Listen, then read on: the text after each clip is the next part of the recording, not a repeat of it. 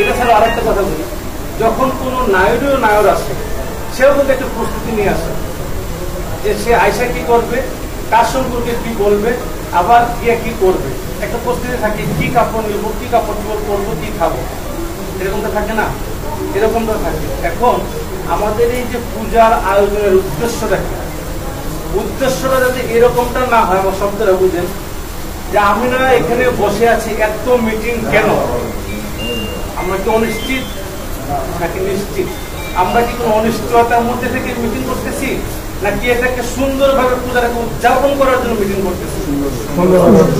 অনিশ্চয়তা ফিল করে এখানে আসি না, এটা তো মাথায় না থাকে। অর্থাৎ সেন্টেন্সটা হচ্ছে এরকম যে আমরা চিন্তা করতেছি এখানে অনিশ্চয়তা আছে, সেটাই আমাদের চিন্তা, এটা না।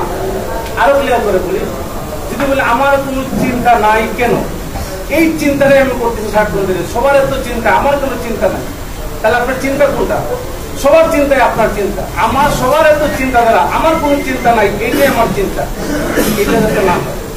আমি আরো ক্লিয়ার করে বলি, যখন কোনো আমরা বাড়িতে বেড়াতে একটা প্রস্তুতি থাকে, আপনি যখন কোনো বাড়িতে মেয়ে বিয়ে দিবেন, দেখুন সেই মেয়ে বিয়ে বাড়ির একটা প্রস্তুতি থাকে, মিটিং হয়, সভা হয়, অন্তত স্বামী স্ত্রী ভাই বোন কাকা যেটা মিলে একটা আলোচনা হয়, মেয়ের বিয়েতে কি দিবে, কি খাওয়াবে, কজন দাওয়াতে আসবে, কজন বরযাত্রী আসবে, এরকম একটা হয় না? এটা হচ্ছে সে একটা প্রস্তুতিমূলক সভা, এটা কোন চিন্তার বহিঃপ্রকাশ না, এটা হচ্ছে শুভ আগমনের একটা বহিঃপ্রকাশ। আপনারা যদি এইভাবে চিন্তা করেন, মাথাটা হালকা হবে। কেন লাগবে? তাহলে আপনার চিন্তা মাথা ভালো হয়ে যাবে। আপনার কাছে আমার পরবর্তী বিরতি চিন্তাটা হবে এটা, আমাদের মা আসছে, মাকে কিভাবে বরণ করবো, সেইটা শুভাগমন থেকে আজকে আলোচনা হচ্ছে। আমাদের তো সবার দুইটা চোখ থাকে না? প্রশাসনের ভাষা আরেকটা শব্দ বলে থার্ড আই, তৃতীয় চক্ষু, যেটা আমাদের মা আসতেছে, মা নিয়ে আসতেছে।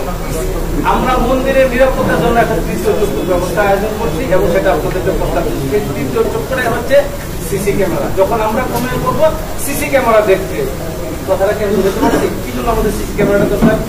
দ্বিতীয়ত, সিসি ক্যামেরা আমাদের যে বাচ্চাটা খুব সুন্দরভাবে বলে গেছে, যদি কেউ কিছু করতে চায় না, কেউ কিছু করে, মনে করেন আমি মন্দির কমিটির ভলেন্টিয়ার হিসেবে আছি, আমার দ্বারা যদি কিছু হয় অজান্তে, সেটা যদি আমি দেখতে পারি কে কি করতেছে। তৃতীয় চক্ষু।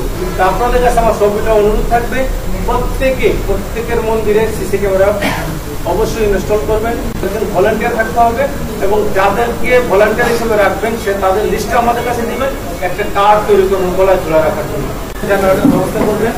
রাস্তায় যদি কোনো একটা মন্দিরের চারপাশে যদি অন্ধকারের জন্য কোনো পরিবেশ থাকে, একটা বাল্ব অন্তত লাগানো দরকার, রাস্তাটা অন্ধকার হলেও দেখা যায় রাত্রেবেলা। মেনে আসেন, এটা আমরা ধর্ম থেকে একজন শ্রদ্ধাশীল মানি। নামাজের সময়গুলো আপনি খবর থেকে আমাদের আরো যা কিছু করছি, ঠিক আছে?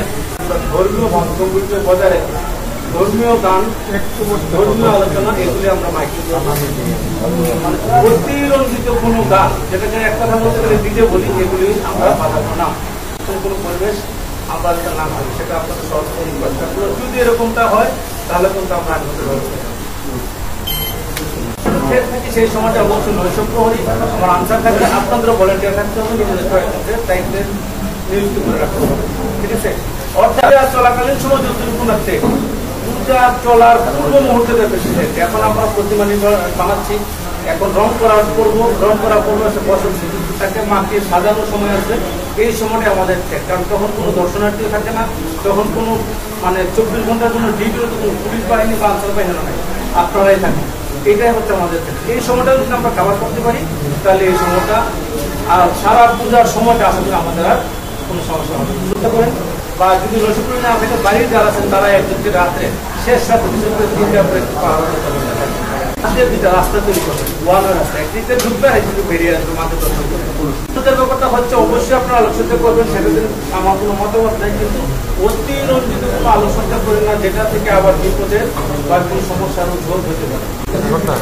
এবং পূজা উদযাপন হচ্ছে, সেই পূজা উদযাপন কমিটি থেকে শুরু করে ভলান্টিয়ার যারা থাকবে, তাদের কাছে আমার বিনীত অনুরোধ, অবশ্যই সতর্কতা বজায় রেখে আপনারা সেই পূজা কার্যক্রম পরিচালনা করবেন। রাস্তার পাশে যে কোনো সময় যে কোনো ঘটার সম্ভাবনা থাকতে পারে। আমরা সেই মন্দিরে যদি প্রতিমা কাজ সম্পূর্ণ হয়ে নাও থাকে, কাজ চলে থাকে, আপনার ঘুম আসলেও দুটো তালা করে রাখবেন। আর বিষয় এটা হচ্ছে গ্রাম পুলিশ এবং আনসারদের নিরাপত্তার লক্ষ্যে তাদেরকে আমরা দিয়ে থাকি। নিরাপত্তার লক্ষ্যে দিয়ে থেকে আমি শুরুতে একটা কথা বলছি, আপনি যদি ট্রেনে কোথাও ট্রানজিট করেন, আপনার 3টা লাগেজ থাকলে দেখুন চুরিরাও নিতে যায় বা আপনার অনেক সময় আপনি যান, মাঝখানে কিছু মিসিং হয়ে যাওয়া থাকতে পারে। আমার পূজার ব্যাপারটা এরকম, আমরা প্রস্তুতি নিচ্ছি, আমাদের সহযোগীরা কাজ করবে, তারপর তো একটা মিসিং হয়ে যেতে পারে। এটা পূজার জন্য না, পূজার সময় হয় তা না, এখনো হচ্ছে, আগেও হচ্ছে, বড় হবে। আমরা চেষ্টা করি যাতে এগুলো না হয়। বিসর্জনের এখানে একটা হচ্ছে পৌরসভা কিন্তু আলাদা, প্রত্যেকটা ইউনিয়ন কিন্তু কোনো হয় আলাদা। প্রত্যেক ইউনিয়নের এখানে যদি কিছু এসে থাকে, তাহলে সেটা আমাদের নিয়ন্ত্রণে থাকবে। আর ইউনিয়ন পর্যায়ে যারা করবে তারা অবশ্যই সঠিক সময় সঠিক টাইমে আপনারা বিসর্জন ফিরিয়ে দেবেন। বিসর্জন দেওয়ার সময় আমার এখানে যারা বলছে আমরা যাতে মানে প্রকৃতি নিয়মের বাহিরে অপ্রকৃতির কোনো কাজ না করি বা এরকম কোনো কিছু পদার্থ সেবন না করি, যাতে আমরা নিজেদেরকে ব্যালেন্সের মধ্যে রাখতে না পারি। প্রত্যেকটা মধ্যে একটা রেজিস্টার রাখবেন, যেই যাবে তার মতামতটা নেবেন। মোবাইল নাম্বার থাকবে, বিট অফিসারের মোবাইল নাম্বার থাকবে, সাথে আমার যে রুবেল আছে ওর নাম্বারটা থাকবে। যখন তখন যারা তারা ফোন দেবে, যে কোনো সমস্যা ফোন দেবে। এটা আমি নির্দিষ্ট প্রিন্ট করে আপনাদের তথ্যে পাঠাই দিই। সমস্যা সেখানে আমরা যোগদান করবো। আরো কিছু সমস্যা আছে যেগুলি আমার নিয়ন্ত্রণের বাইরে, তবে আপনাদের হয়ে আমি আবার এই রাস্তাঘাট ভাঙা থাকে সেগুলোতে দ্রুত মেরামত